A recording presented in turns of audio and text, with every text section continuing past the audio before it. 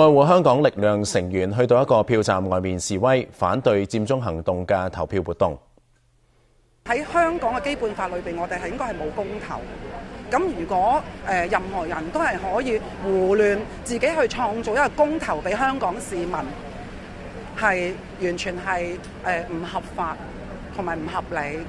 每一個香港市民要做乜嘢，佢都係有權嘅。不過我哋認為咧，呢一個投票咧，去裏邊聲明你係支持呢個所謂佔中運動，你係先至會去投票嘅。